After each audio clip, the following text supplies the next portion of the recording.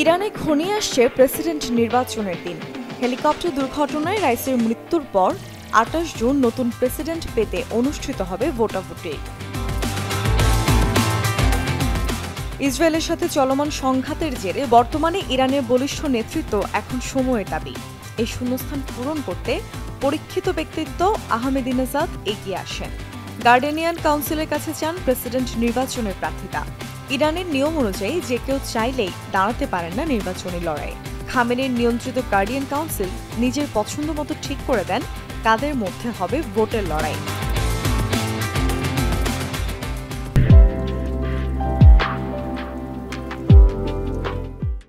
এবছর এই দৌড়ে ৬ জনকে দেওয়া হয়েছে প্রতিদ্বন্দ্বিতার সুযোগ। তবে সবাইকে অবাক করে দিয়ে এই তালিকা থেকে বাদ দেওয়া হয় পরাক্রমশালী নেতা আহমেদিনেজাদকে। তবে কি সাবেক প্রেসিডেন্টের সাথে দৌড় চলছে ইরানের সুপ্রিম নেতা খামেনির? যে ৬ প্রার্থীর নাম ঘোষণা করা হয় তারা হলেন পার্লামেন্টের স্পিকার মোহাম্মদ বাগের গালিবাফ, পরমাণু কর্মবিষয়ক সাবেক মধ্যস্থতাকারী সাইদ জালেলি, সাবেক স্বরাষ্ট্রমন্ত্রী মোস্তফা পৌর মোহাম্মদী, তেহরানের মেয়র আলীরেজা জাকানি, বর্তমান ভাইস প্রেসিডেন্ট আমির হোসেন গাজিজাদেহ হাশেমি ও পার্লামেন্ট সদস্য মাসুদ পেজিশকিয়ান। এই ৬ জনের মধ্যে মাসুদ পেজিশকিয়ান বাদে সবাই রক্ষণশীল বলয়ের। তবে প্রেসিডেন্ট পদে অভিজ্ঞ মাহমুদ আহমেদিনেজাদকে কেন দেয়া হলো না অনুমোদন, তা নিয়ে উঠেছে আলোচনা সমালোচনার ঝড়। শুধু এবারই নয়, এর আগে ২০১৭-২০২১ সালের প্রেসিডেন্ট নির্বাচনেও অংশ নেওয়ার সুযোগ পাননি তিনি। কেন বারবার সরিয়ে দেওয়া হচ্ছে এককালে যুক্তরাষ্ট্র ও ইসরায়েলে কলিজা কাঁপানো এই নেতাকে? ২০০৫ থেকে ১৩ সাল পর্যন্ত মসনদে ছিলেন আহমেদিনেজাদ।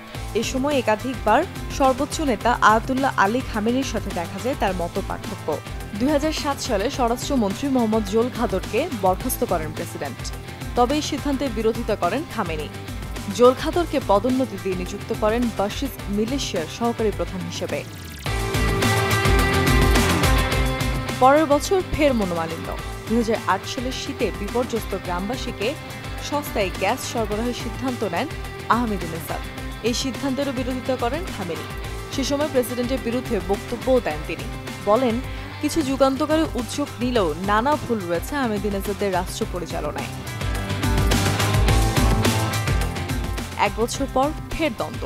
হজ যাত্রীদের ব্যবস্থাপনার দায়িত্ব ছিল খামেনির এক কর্মকর্তা মোস্তফা খাকসারের, কিন্তু আহমেদিনেজাদ সে দায়িত্ব থেকে তাকে অব্যাহতি দিয়ে পুরো ব্যবস্থাপনার ভার দেন পর্যটন মন্ত্রণালয়কে। সেবার জনসম্মুখে প্রেসিডেন্টের নিন্দা করে খাকসারকে ফিরিয়ে দিতে চাপ দেন খামেনি। এবারে মেয়াদের পুরোটা সময় আপোষহীন থাকায় দফায় দফায় আহমেদিনেজাদ জড়ান দ্বন্দ্বে। খেপিয়ে তোলেন গুরুত্বপূর্ণ ব্যক্তিত্বদের। ফলে ২০১৬ সালের নির্বাচনে আর না দাঁড়াতে আহমেদিনেজাদকে নির্দেশ দেন খামেনি। তবে এই আদেশ অমান্য করে ২০১৭ সালে মনোনয়ন জমা দেন তিনি। এতে ইরানের সর্বোচ্চ নেতা রোশনলে পড়েন আহমেদিনেজাদ, যার ফলে পরবর্তী ২ দফায়ও তাকে দেওয়া হয়নি প্রার্থিতা।